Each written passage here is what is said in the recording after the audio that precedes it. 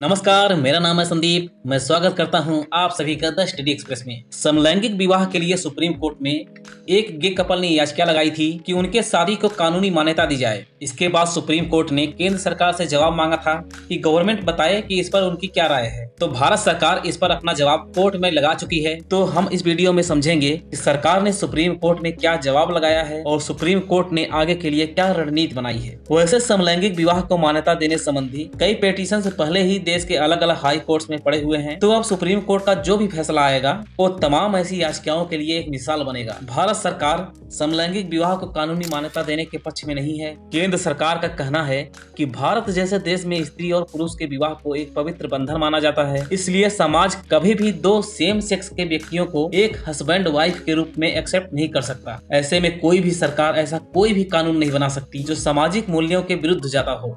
इस पर supreme court का कहना है कि जब समाज खुद बदलती स्थितियों के मुताबिक अपने मूल्यों में बदलाव करती रहती है तो कानून में लचीलापन लाने से परहेज क्यों होना चाहिए। अभी इंसान के इतिहास को कुछ लाख साल ही हुए हैं। अभी कुछ सौ साल पहले कई समुदाय मानते थे कि पृथ्वी चपटी है। गैलीलियो को तो इसलिए सजा दे दी गई क्योंकि उन्होंने बोला था कि पृथ्वी सूर्य के चारों तरफ चक्कर लगाती है, लेकिन आज हम उसको सत्य मानते हैं। ऐसे ही हमारी अवधारणाएं समय के साथ बदलती रहती हैं, लेकिन समलैंगिकता को कानूनी मान्यता देने में कई और भी अड़चने हैं। दुनिया के करीब 30 देश समलैंगिक विवाह को मान्यता देते हैं और वहाँ भी ये अधिकार काफी लंबे संघर्ष के बाद मिले हैं। इसी तरह भारत में भी 4.5 साल पहले तक समलैंगिकता को अपराध की श्रेणी में रखा गया था, लेकिन सुप्रीम कोर्ट ने दो समलैंगिकों को एक साथ रहने की कानूनी मान्यता प्रदान कर दी थी।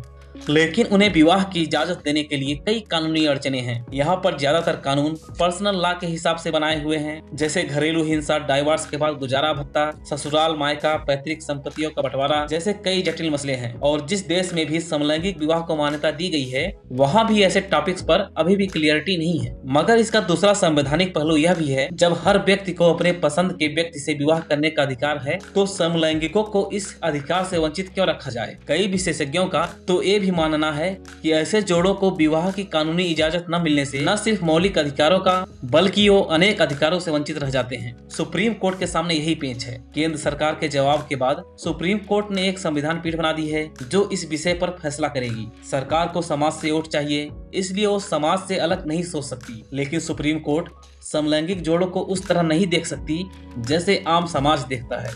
इसलिए अब सबकी निगाह संवैधानिक पीठ की तरफ रहेगी। मैं आपसे इस विषय पर आपकी राय जानना चाहूंगा, क्योंकि आप सबकी राय मायने रखती है और आप सब इसी समाज का एक हिस्सा हैं। बाकी मिलते हैं अगले वीडियो में, तब तक आप सभी का दिन शुभ हो। धन्यवाद।